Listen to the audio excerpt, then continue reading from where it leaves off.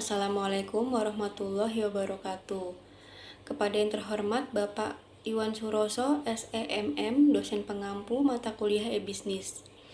Kami dari kelompok 8 akan mempresentasikan materi tentang Electronic Business Value Matrix. Sebelumnya saya akan memperkenalkan anggota kelompok dari kelompok 8. Yang pertama ada Lina Sarofi, NIM 2018-11201.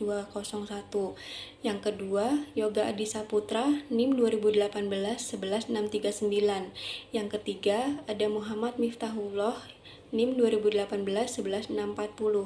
Yang keempat, ada Septian Ihya Mahendra, NIM 2018-11642. Yang kelima, ada Sofia Alfia Ilva, NIM 2018-11647. Yang keenam ada Santi Ayu Anggraini, NIM 2019-11002. Yang ketujuh ada Nuryanti, NIM 2019-11728. Yang kedelapan ada saya sendiri Alfiana Rahma Ekasari, NIM 2020-11450. Dan yang terakhir Yuni Hastaningrum, NIM 2021-11237.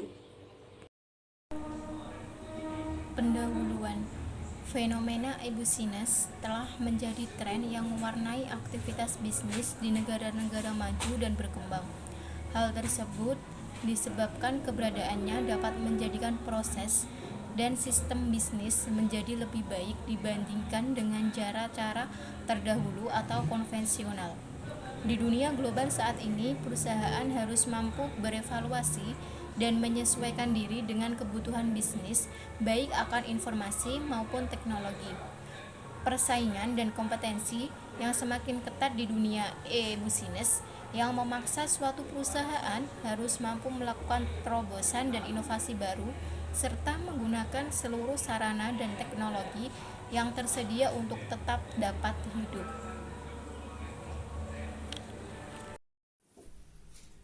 Salah hal utama yang harus dipahami oleh pemilik pengelola perusahaan berbasis e-bisnis adalah mengetahui posisi keberadaan e-bisnis dalam kerangka strategi perusahaan. Amir Hatman memberikan sebuah kerangka dalam bentuk metrik yang layak untuk dipergunakan oleh perusahaan sebagai panduan dalam memahami hal tersebut.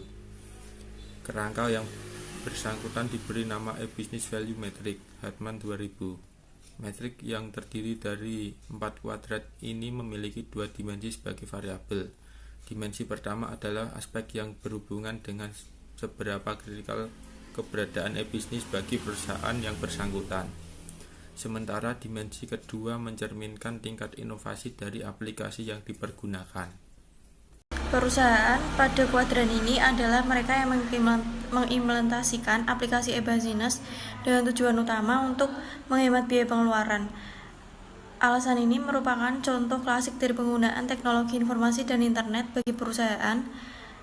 Dilihat dari segi kebutuhan, keberadaan jenis aplikasi ini tidaklah kritikal bagi perusahaan karena sifatnya sebagai tambahan atau opsional. Jenis aplikasi yang dipergunakan pun cukup umum yang dipergunakan oleh perusahaan lain, termasuk oleh para kompetitor bisnis.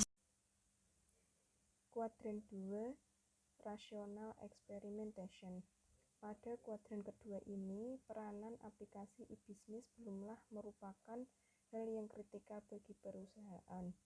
Namun, perusahaan berusaha untuk melakukan inovasi tertentu yang tidak dimiliki oleh pesaingnya. Tujuan utamanya adalah untuk mencoba mencari penghasilan tambahan baru atau extra revenue bagi perusahaan. Hal yang dapat dilakukan sebagai contoh adalah untuk mencoba mencari segmen pasar baru atau new market segment dengan adanya aplikasi e-bisnis. Pembahasan kuadran 3, Operational Experience. Perusahaan pada kuadran ini harus memiliki suatu aplikasi e-bisnis tertentu, mengingat tingginya ketergantungan perusahaan terhadap keberadaannya.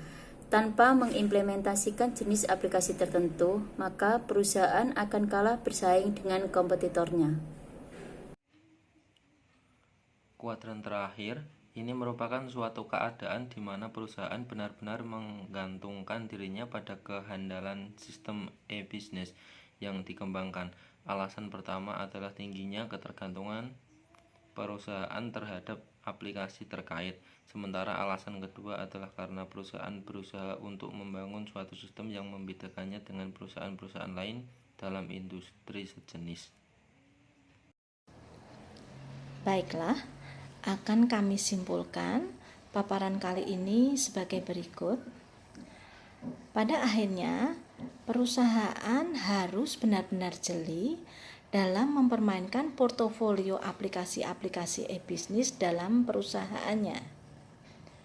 Memahami proses pemetaan masing-masing jenis aplikasi internal pada e-business value metric berarti pula mencoba untuk mengerti prinsip-prinsip bisnis yang harus dipergunakan sebagai pegangan.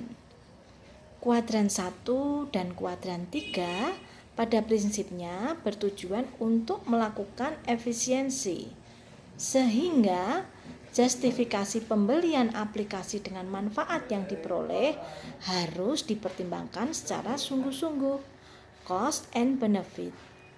Sementara kuadran 2 dan kuadran 4 merupakan usaha untuk meningkatkan sumber pendapatan perusahaan, sehingga harus dipelajari sungguh-sungguh efektivitas model bisnis yang ditawarkan kepada pelanggan.